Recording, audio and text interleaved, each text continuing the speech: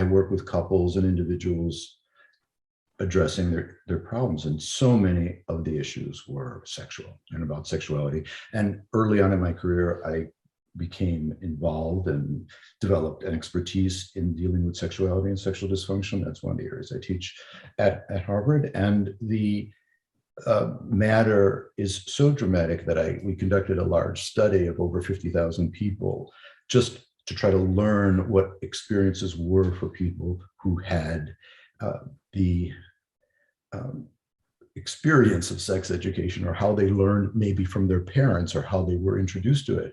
But we also had parents addressing it too. So we had both parents talking about their experiences of working with their kids, as well as kids talking about, well, maybe they were adults by the time they answered the survey, but talking about what happened to them, but also speaking about that whole area and potentially how it affected their basic relationships with other people, just friendships or intimate relationships, or more complicated sexual difficulties. And it was a very fascinating element. So that was number one.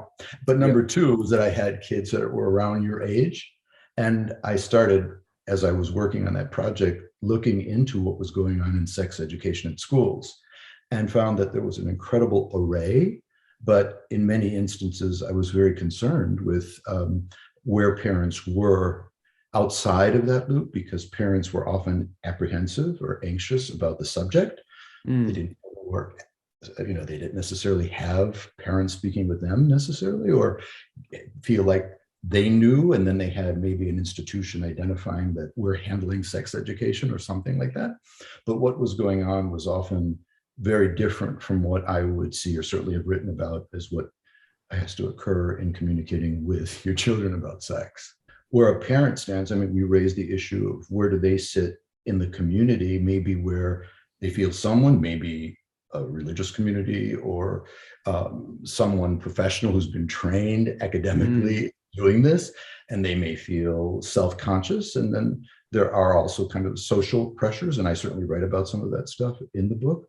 But I think the most compelling issue about the need for parents to be involved in their children's sex education, or working with their children in sex topic or sexuality, first of all, it's ubiquitous. It's with them from the beginning to our end, for sure. Sexuality is a part of our life, and it's so integrated with emotions, certainly biologically with emotions, as well as emotions on their own, socially, and that integration, and then values and your faith, and certainly your relationships. So I try to address those elements, but more powerfully, I think, for parents are the implications. And I think there have been several studies which demonstrate how important it is for parents to be in the role of working with their children in effective exchange on sexuality. And we're going to hopefully get into what does that look like?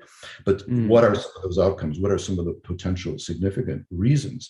Well, the correlation studies show that kids who've had parents who've really worked with them develop stronger self-esteem, have greater clarity, more to the point, they have less anxiety, less depression. So those are rather powerful things, and they're not as influenced by peers. They're not as easily brought into more casual sexual involvement.